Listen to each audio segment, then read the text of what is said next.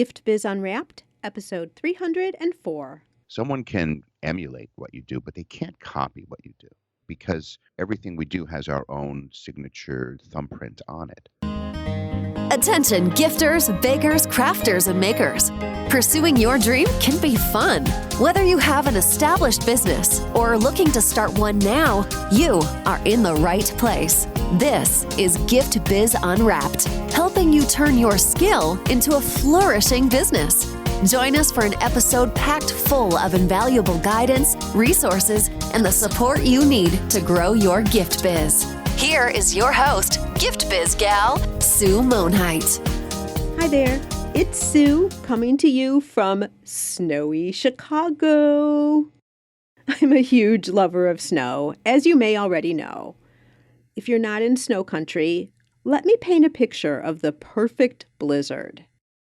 It starts with huge, fluffy white flakes falling lightly to the ground. As time goes on, the air gets more crowded until there are beautiful, glistening flakes dropping all around as if you were standing inside a snow globe. You're treated to a calm, muted world with the tree branches accented and weighed down by snow. The path ahead of you is angelically untouched. It's like walking into a world full of peace and tranquility. And if you catch it at the right time and you're the only one around, you can easily hear the soft crunch of each of your footsteps. Perhaps you can even find tiny footprints of animals who have just passed by. A perfect snow, and I'm always so grateful for the times I get to experience it. So I had to share it with you. When I think of the pure white untouched snow, I'm also thinking about how I want you to enter into this episode, without past footprints leading you in a predetermined direction. I say that because we're going to be talking about virtual events, selling directly to the consumer. And I don't want you to immediately categorize this conversation into wholesale trade shows or think of this as a face-to-face craft show just moved online, kind of like a second best.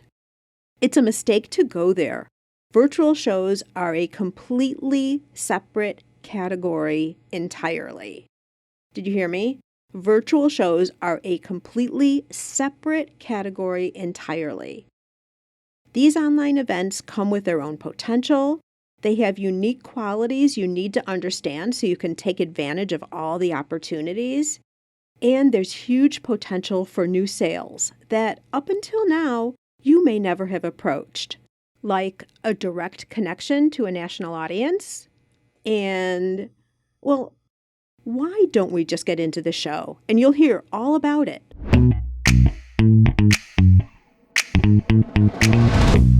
Today it is my pleasure to introduce you to Robert Allen of New Media Connection. Robert has emerged as one of the most sought-after virtual event producers working today. With over 30 years of video production expertise, he helps companies pivot to take their event experiences online. For more than 3 decades, Robert has been an award-winning event video journalist.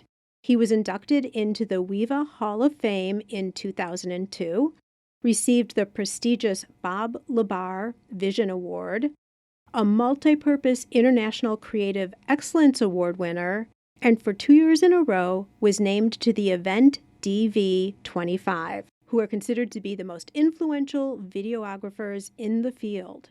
In 2005, Robert advanced onto the new media landscape with the creation of Wedding Podcast Network, which quickly became a leading authority in bridal media. Today, Robert develops and produces strategic internet marketing campaigns for a variety of for-profit and nonprofit clients.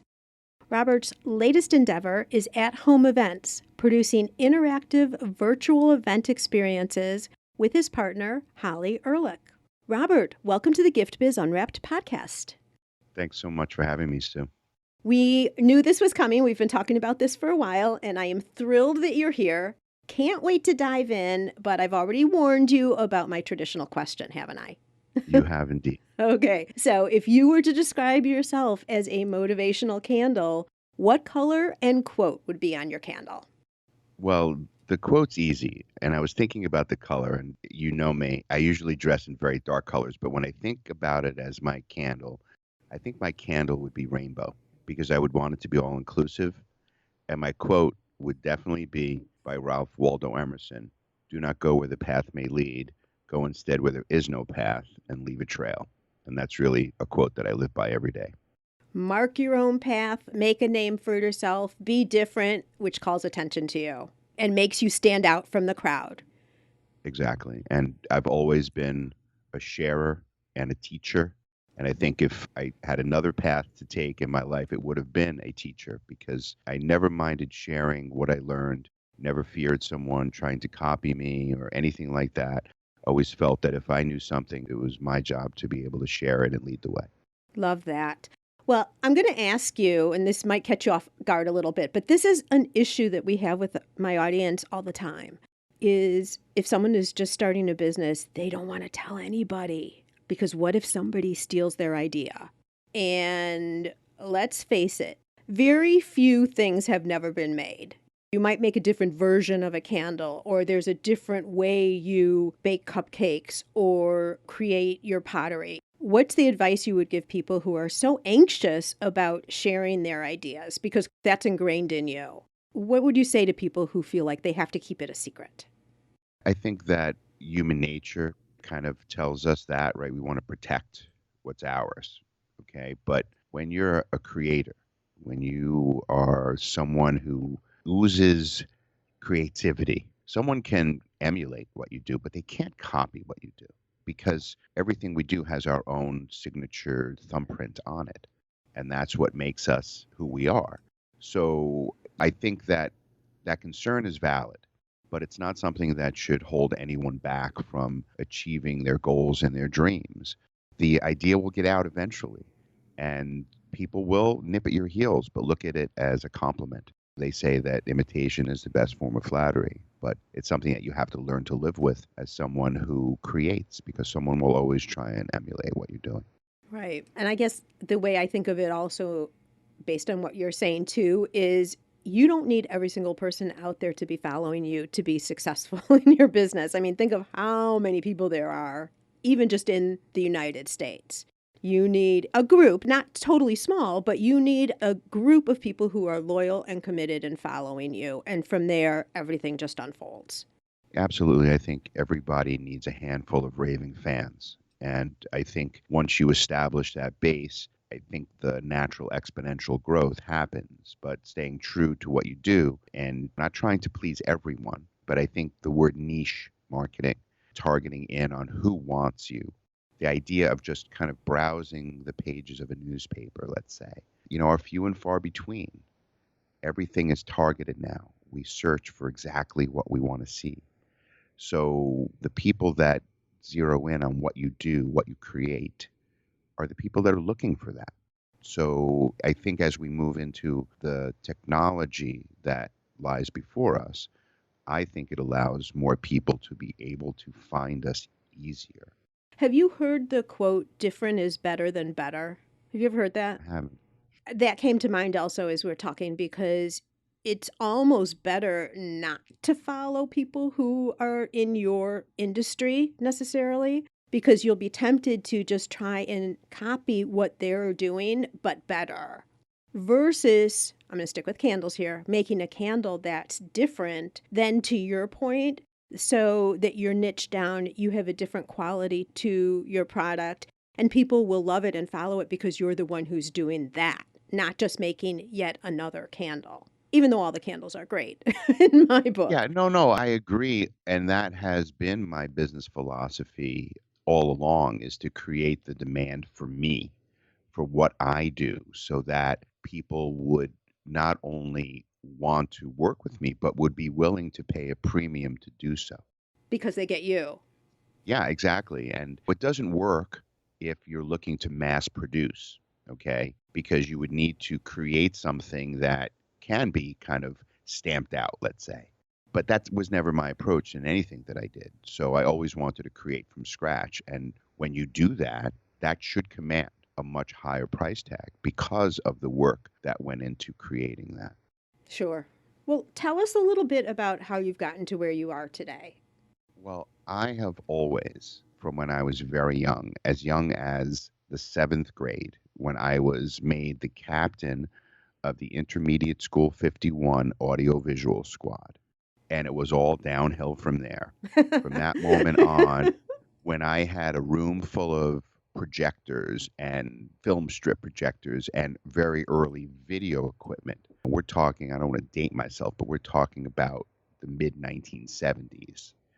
And that's really where it started. My love for capturing images was born at that moment through photography and video. And it took me through a video career in capturing special events, in teaching my techniques. I had the opportunity to do a number of celebrity weddings in my career and be in situations and places where I kind of had to pinch myself, say, am I really here? Am I really doing this wedding? And it was very exciting. Got to meet some very interesting people. That morphed into creating Wedding Podcast Network in 2005 when the iPod was literally just born. And I remember when we lived in New Jersey and Holly and I would travel into Manhattan. And as we started to create the network and do interviews, and we'd be riding on the subway car. And she'd be reading her magazine, and I would be counting the number of people on the train car that had the white earbuds in, because I knew that they were listening to an iPod and they could very possibly be listening to our podcast. And it was very exciting at that time to watch how this medium began to unfold. Unfortunately, like many things I've done in my career, we were way ahead of the curve. And in 2005, 2007, and it went on for 12 years, we would meet with brand managers and they would look at us cross-eyed. They had no idea what a podcast was or how powerful it was. And we had a very hard time monetizing that back then. And then now, here we are doing a podcast together, and podcasts are everywhere. Yeah, but I can only imagine back then, Robert, because I know when I started my show, which is about, oh gosh, I'm going to be going on to 6 years now.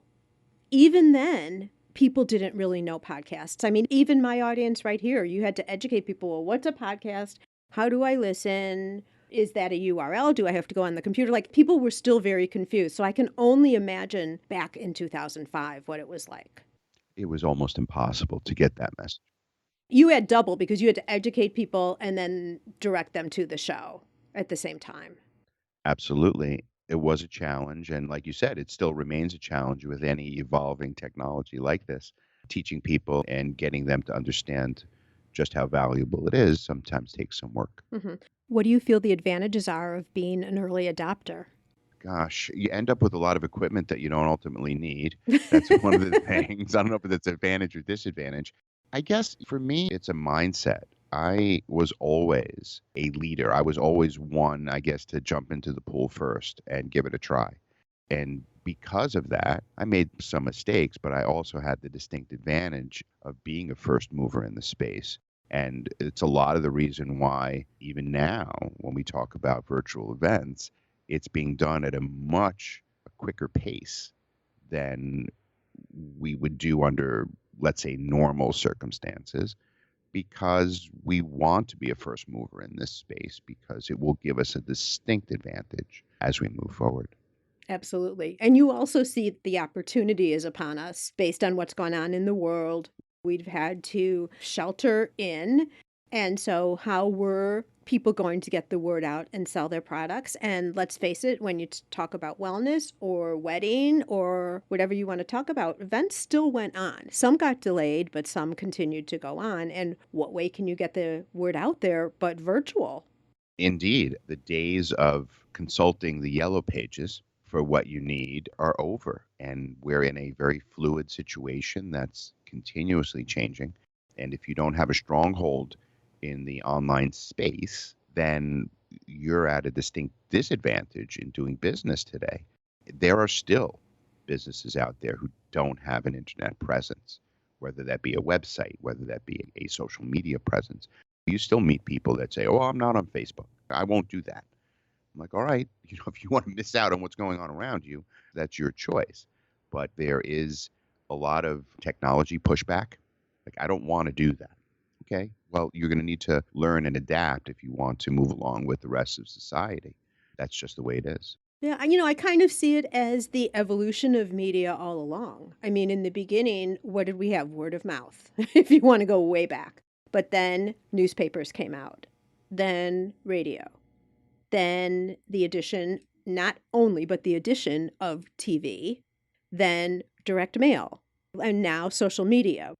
So this is just the way the culture has evolved. Like today, you wouldn't only be listening to just radio or putting ads for your business on radio, but you would have 50, 60 years ago, 70 years ago, whenever you want to say, right? So social media now and everything that's online is just the newest way to do it based on what technology allows us to do. And oh my gosh, Robert, I mean, we can reach as a small business from our home nationally.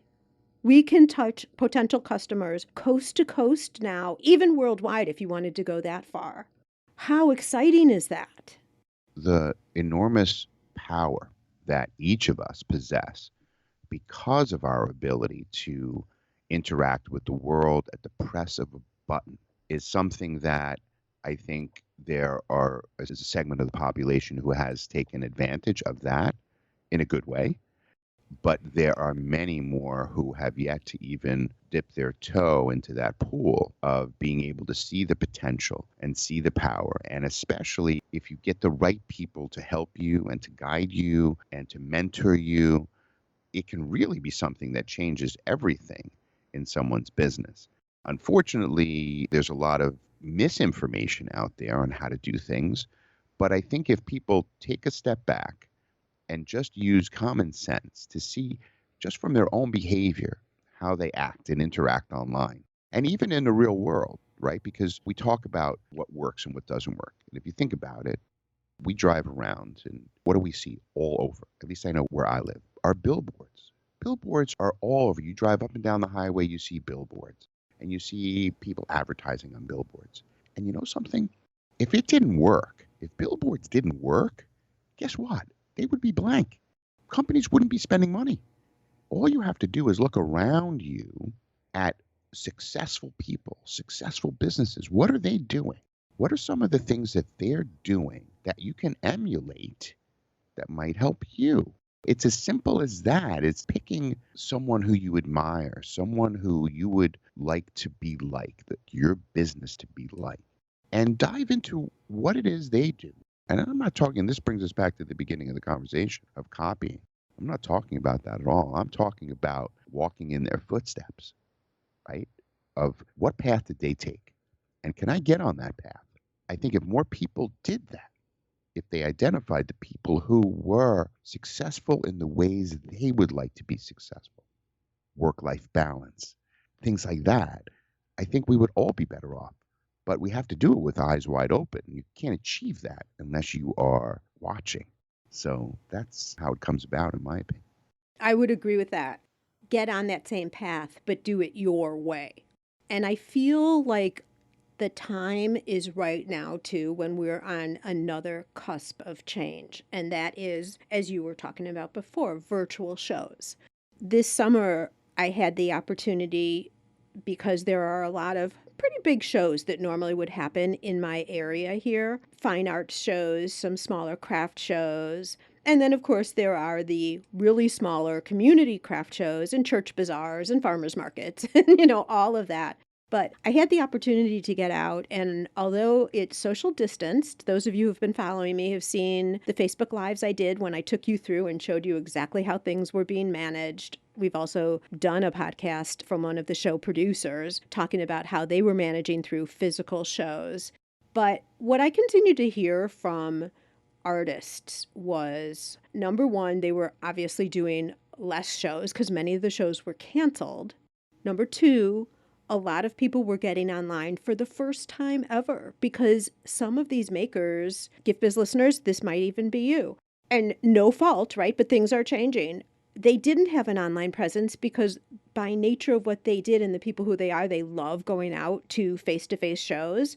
But they were also saying, I have to get online this year. If I'm going to be able to sell and have limited shows that I can even go to, if at all, I have to go online. So I think a lot of people were forced online, but now people are comfortable. Let's think of it. Like, I would have never expected some of my older relatives ever to be on Zoom. And now Zoom is as easy as picking up a telephone. So we've gotten to a point where the population has become much more comfortable communicating online.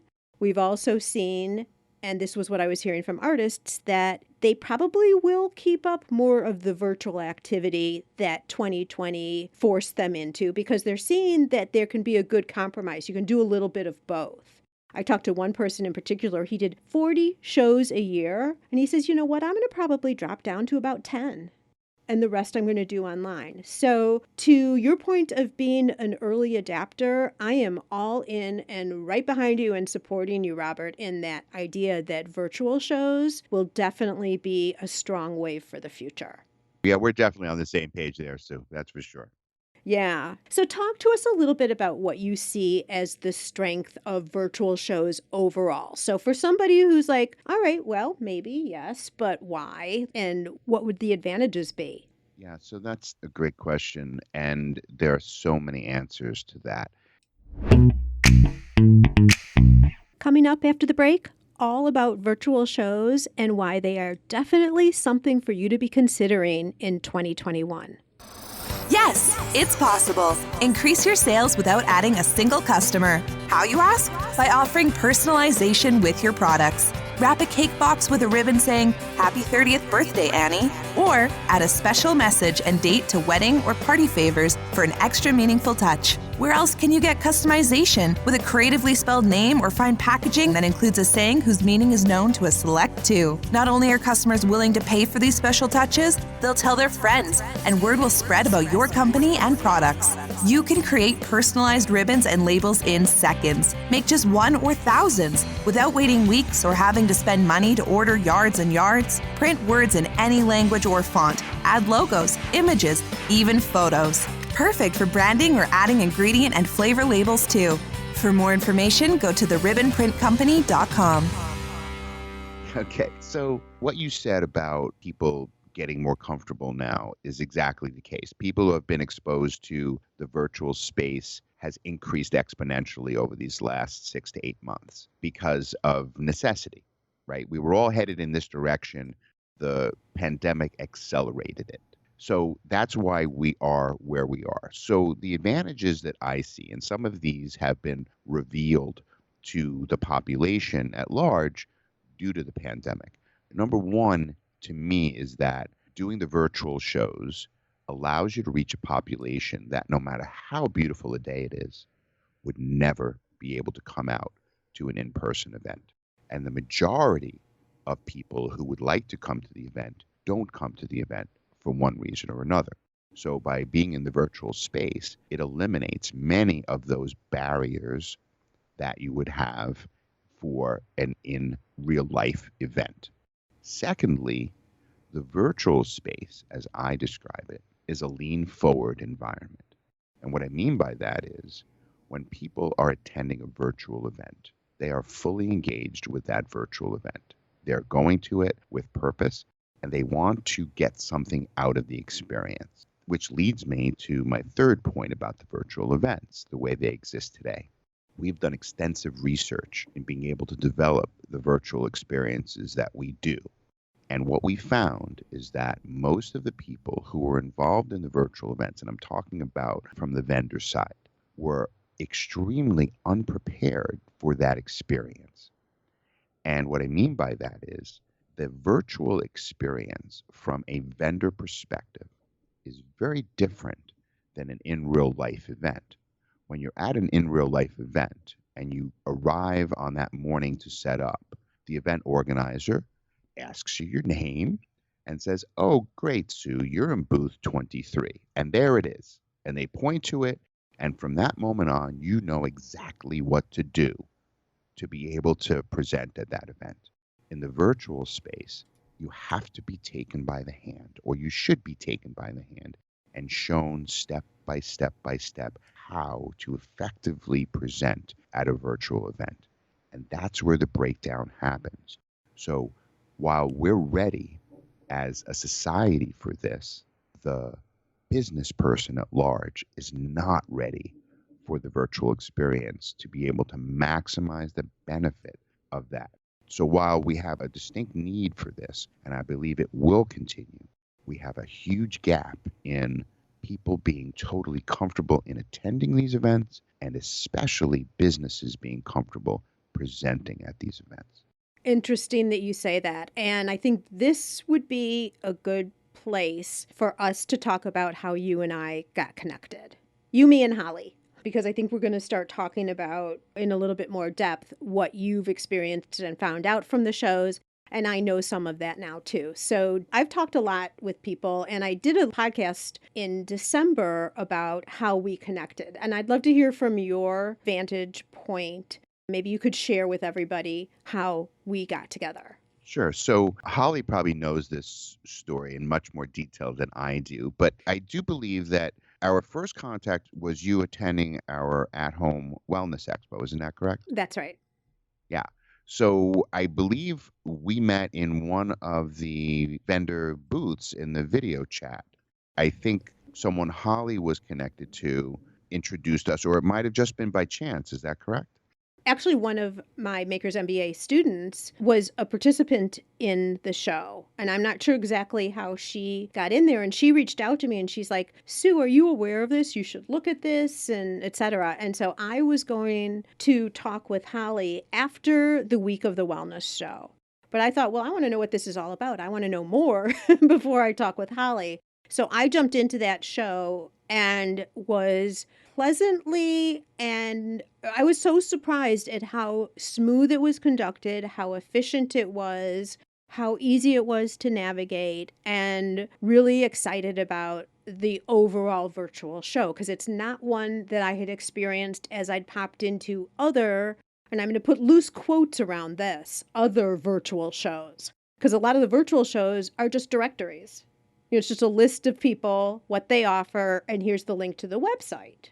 And this was totally different. So I was really excited about it. And then when I talked with Holly, that's when she shared a little bit more about what you guys were doing. Then we saw some commonality in terms of what we're both trying to do to help our audiences. And we had different skill sets. And so that's where we started seeing other potential. Well, it was obvious that there was an immediate spark of worlds coming together. It was evident, immediately, as soon as Holly kind of looped me in on things, and it was evident that there was that right connection because of how we were able to move forward in the space. But what I think was so great was that you got to experience it before we even had that conversation, which is really important because I think if you didn't sense that there was something there, that subsequent conversation would have never happened. Right. Or it would have happened in a different way because it would have been, talk to me more about this. I was actually thinking of having Holly come on my Facebook Live. I don't even know if you know this, Robert, but in my private Facebook group, Gift Biz Breeze, I come on twice a week and we do Q&A so we can answer any questions people have. But I've also been bringing on guests, and some pretty significant guests, to talk about services that are available for people. And not everybody needs everything, right? Different people need different things. So I was thinking about having Holly come into that group. And since then, it's been you who's come into that group. So of course you know, because you were there. I forgot. But that's actually what I was looking at when I made that initial call to Holly. And as you said, it's kind of like the fate stepped in or the God stepped in because one thing led to another. And we both left that conversation thinking that there might be opportunity for something greater than what we initially thought. And that's where we are today. Exactly. It's interesting because some things, like, to me, this was the way it was supposed to evolve, and this feels right. And so far, things have really been clicking in place, and we've seen a lot of really good results out of what we've been doing. Yeah, it's super exciting. Gift Biz listeners, if you don't know, I have merged with Robert and Holly for their craft and gift shows. Now, they do other shows. You do wellness and you do wedding, right? And I don't know what else you have on the docket. Who knows? Yeah, who knows? It's a mystery until you announce it. But we have just now completed our first show together, and we have a couple more coming next year, so stay tuned for that. Back to some tangible things so people, when they leave, can take away a learning and know for the future. When you say people came in unprepared, give me a couple of ideas of where people could start working now so that if they're ever looking at a virtual show, they can be prepared. So I think one of the things that was quickly evident was that even the basics weren't covered for people. And really the reason this happened this way was simple if you look at it. There were a lot of show producers that had in-person shows planned. And I don't know if a lot of people realize this, but show producers work on very thin margins as well. And what happens generally is that show producers use the booth revenue that comes in to produce the show, marketing, personnel, printing, whatever it is. So it's very, very difficult, if not impossible, for a show producer to refund money. So what happened was most of these show producers said, okay, let me scramble. How can I do this? And let's just make it a virtual event.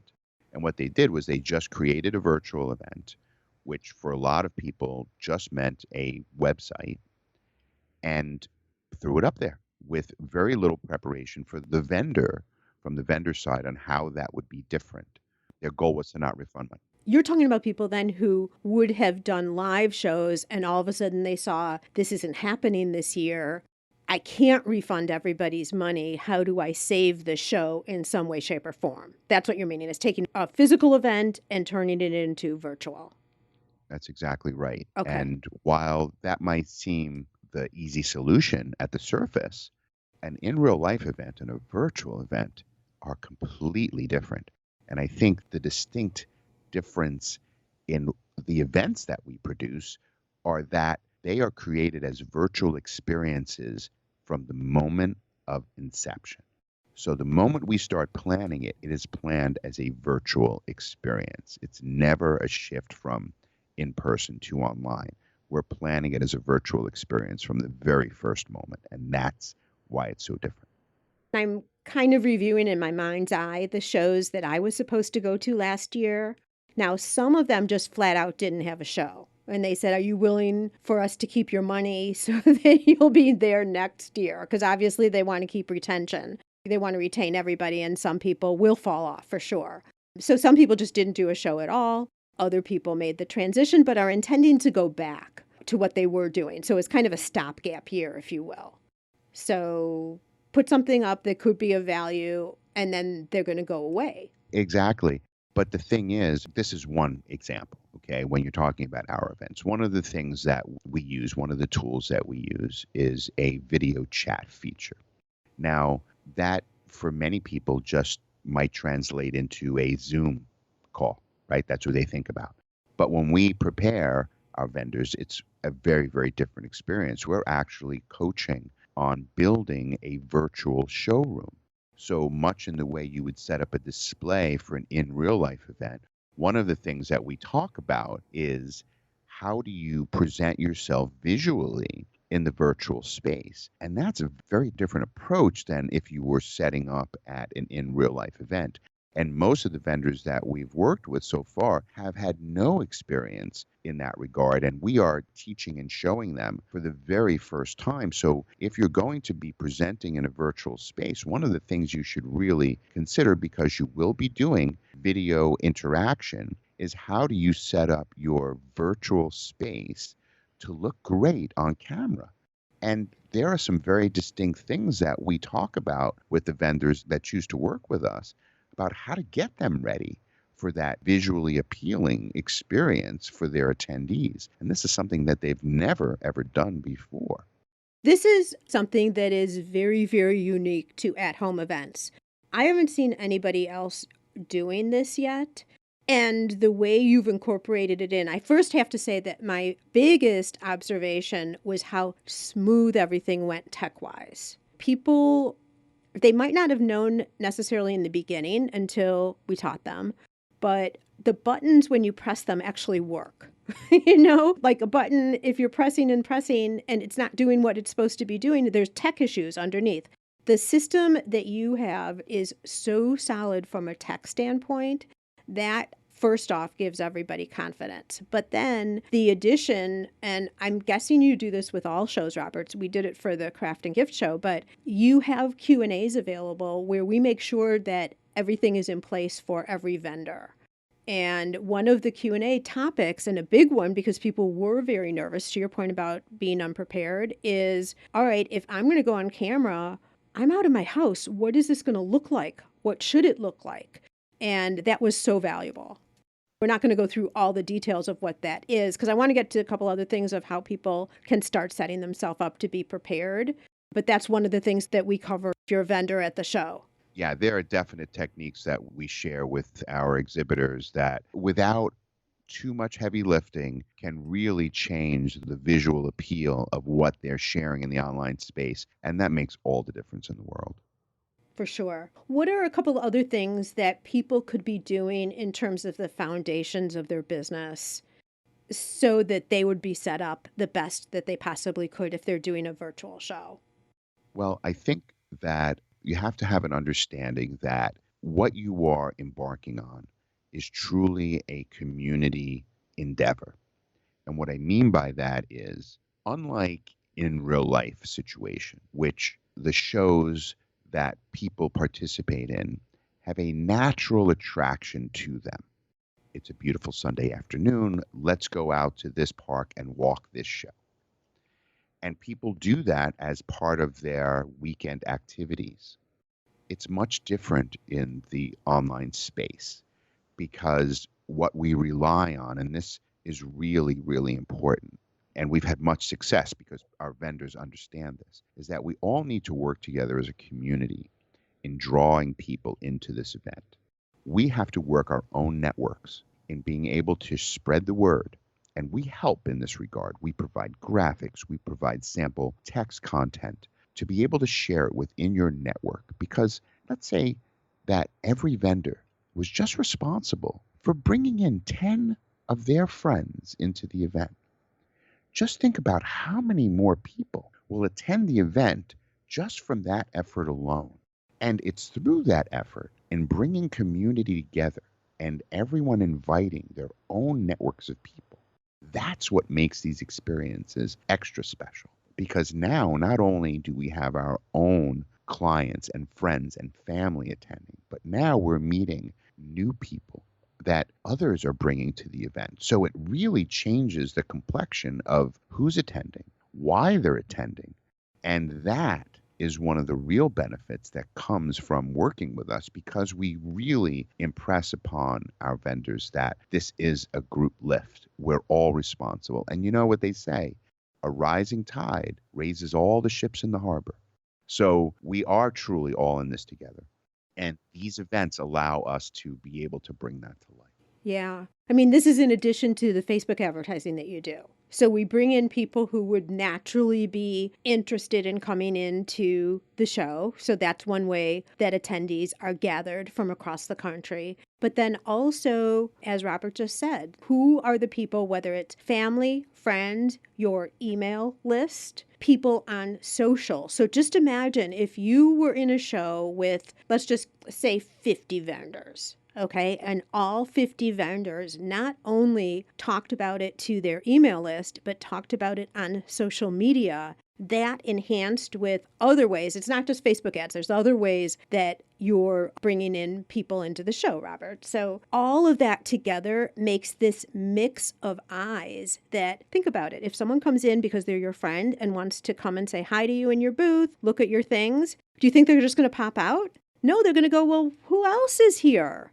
So you are giving and receiving from that, from the power of everybody doing this at one time.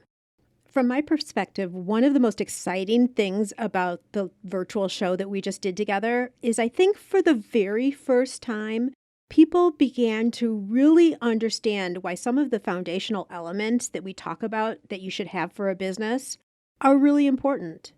People were I struggle with the word not prepared. Yes, some people definitely were not prepared. They hadn't even ever started an email list.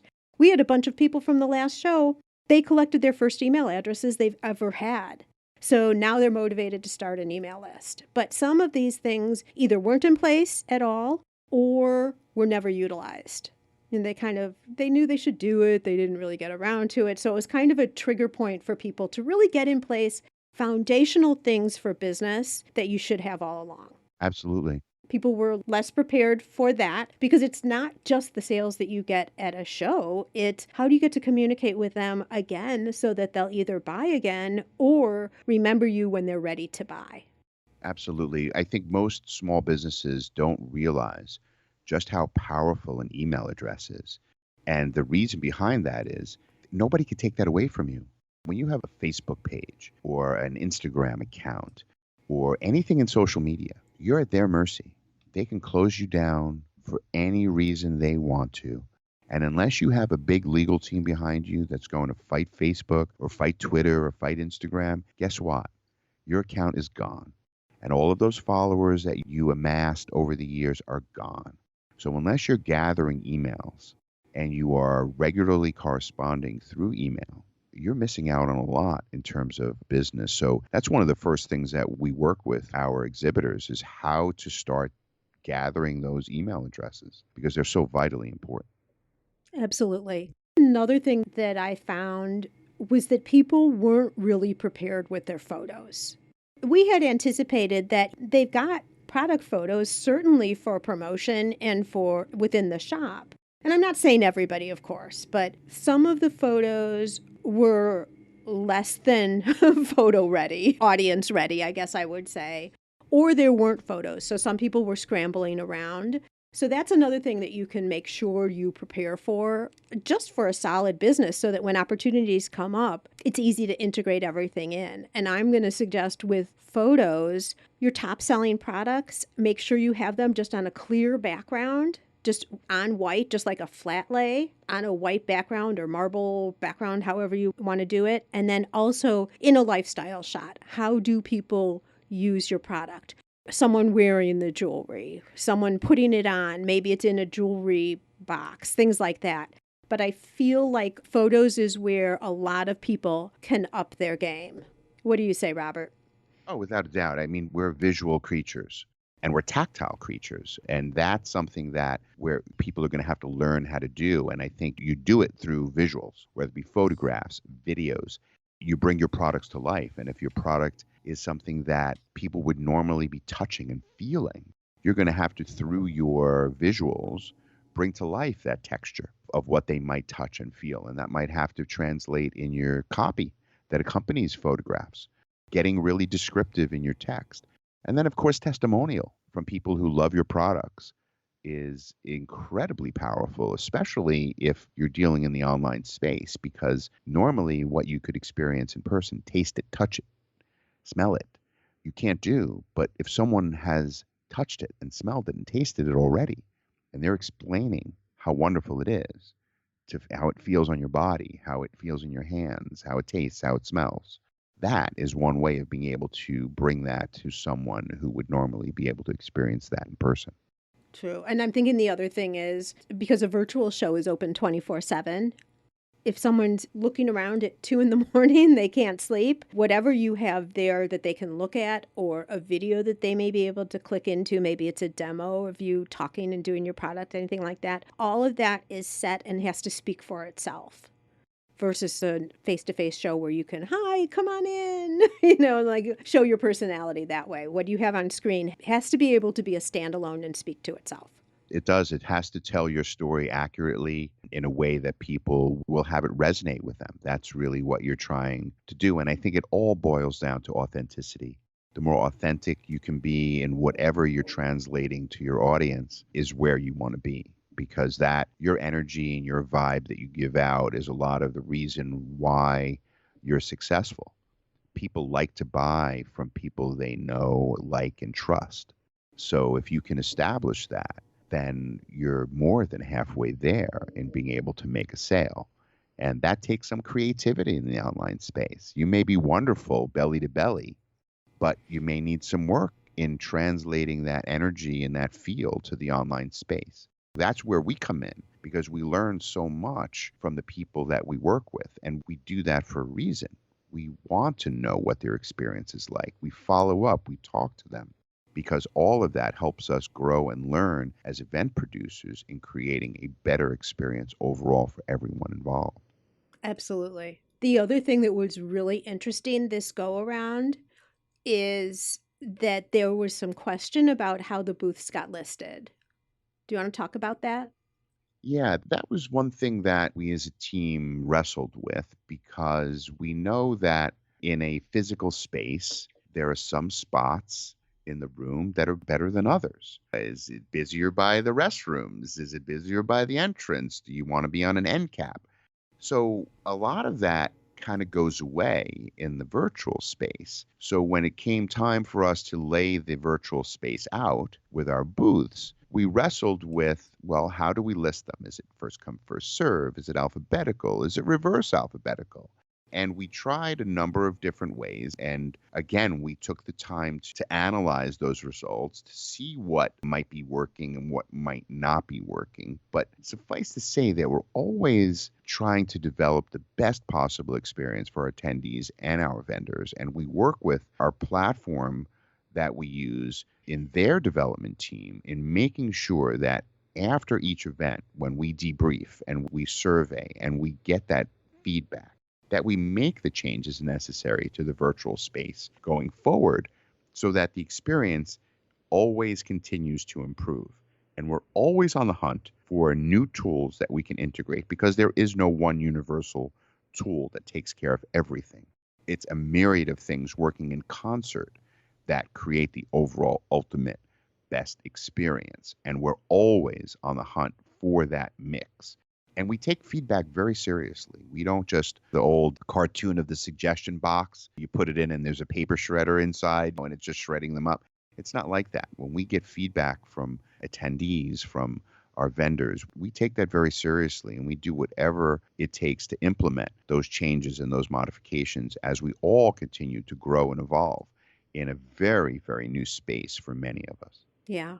The thing that was really exciting to me as I was looking at some of these numbers, and I'm not going to reveal any booth in specific because that would only be for the vendors, obviously, information, but the people that were the most successful with sales had all the foundations already set up. Like I'm thinking of a couple people who came in and it was easy for them to join because they had everything ready to go.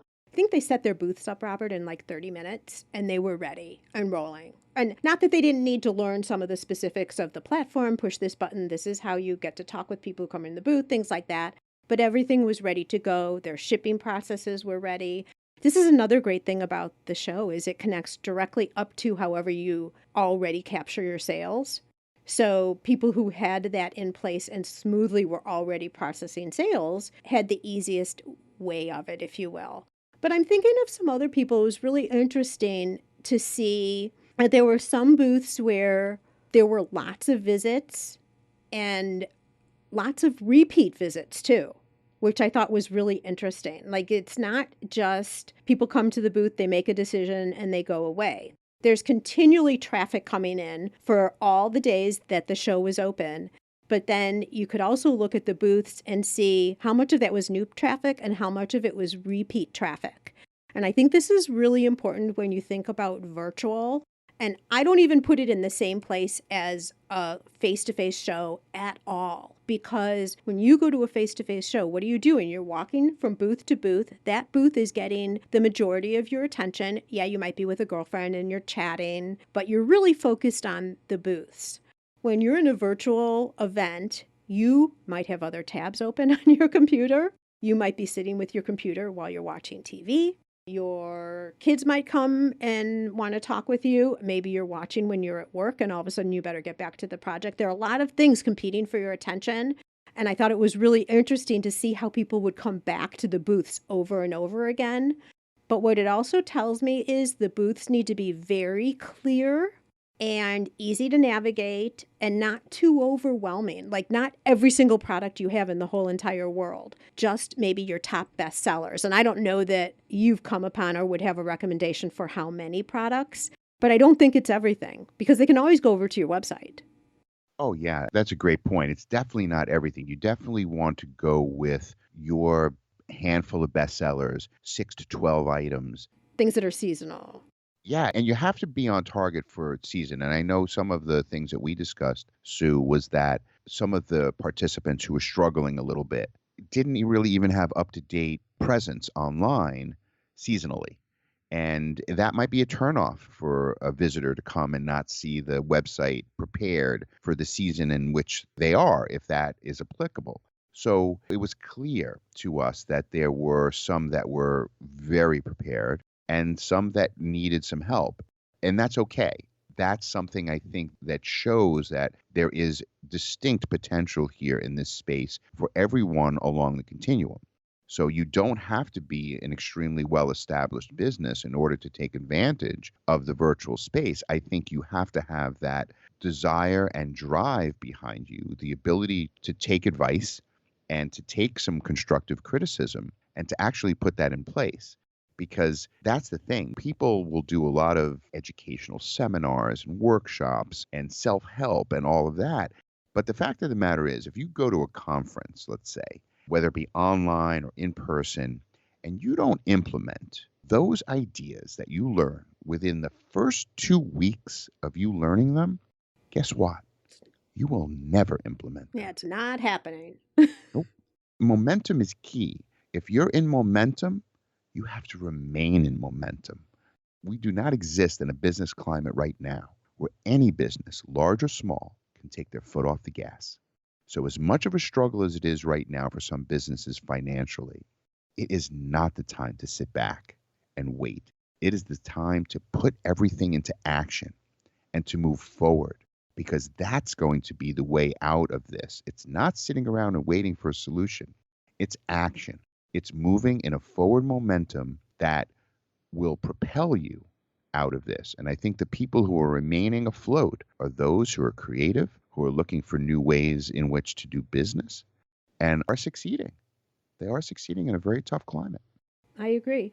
And I would say that every single vendor we had for this show walked away with further insight on their business, what they could focus on to strengthen their business, how the nature of the people who come and visit their offerings, what happens with that, like very insightful one-on-one personal experiences.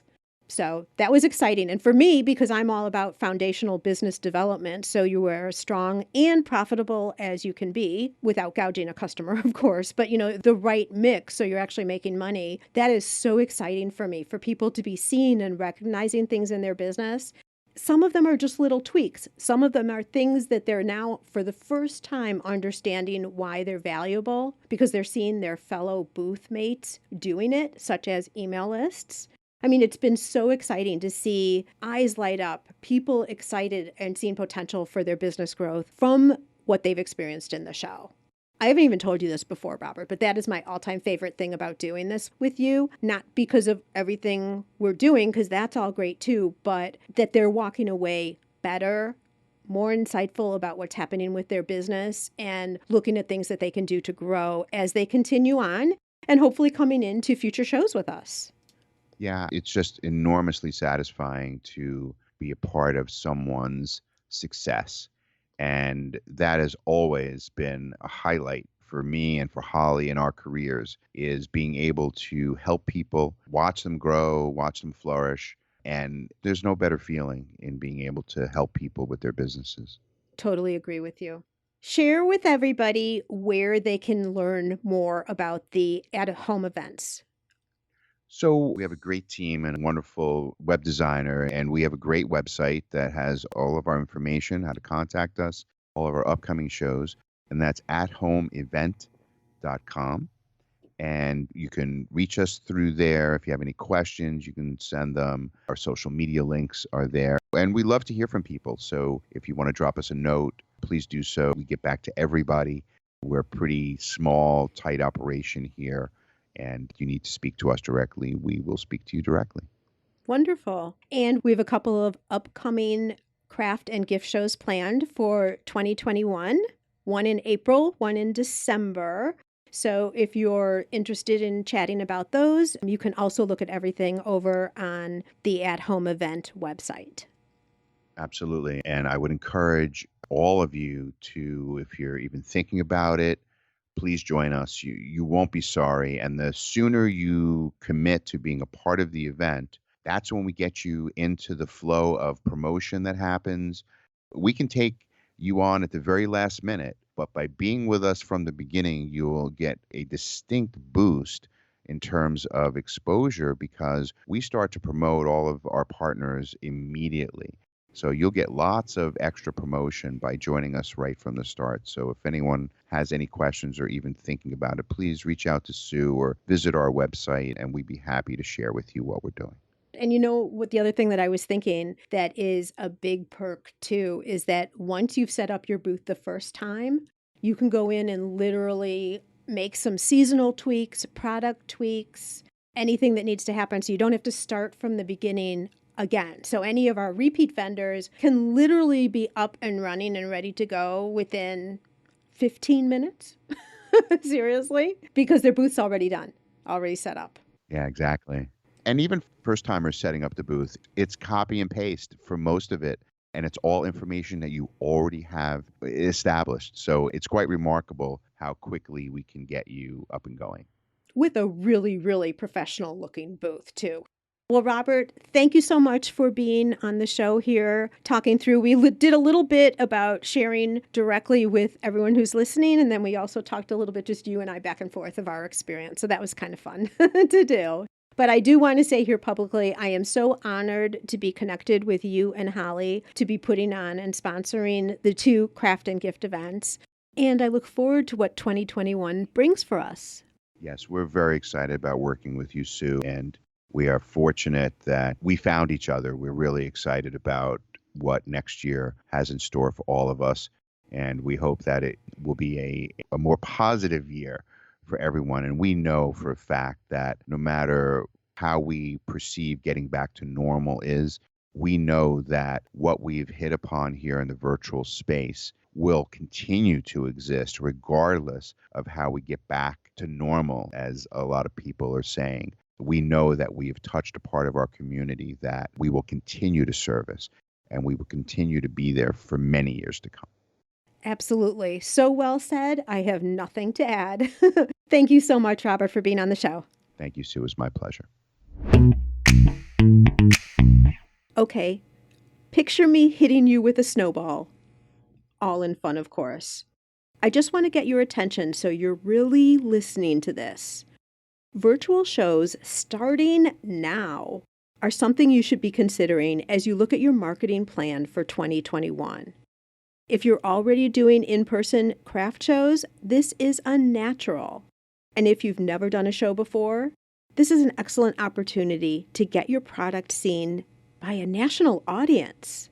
You've already heard my connection with at-home events, and if you've never done an online show before, I can tell you you'll be well taken care of and learn a lot about solid business practices along the way.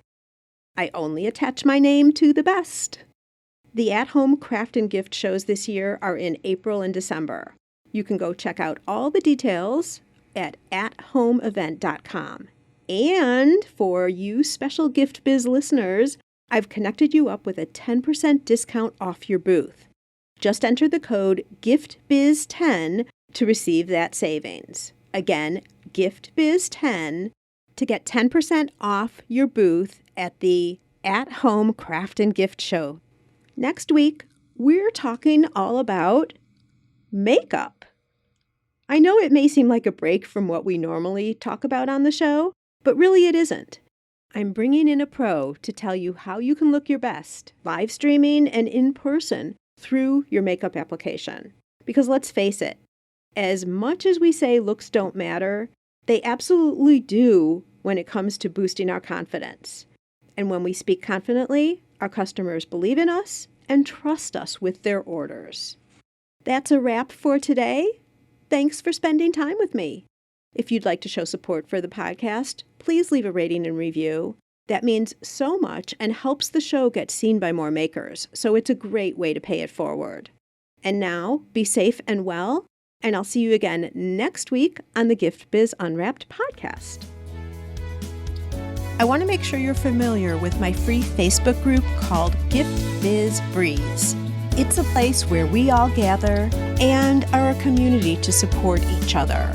I've got a really fun post in there that's my favorite of the week, I have to say, where I invite all of you to share what you're doing, to show pictures of your product, to show what you're working on for the week, to get reaction from other people, and just for fun because we all get to see the wonderful products that everybody in the community is making. My favorite post every single week, without doubt.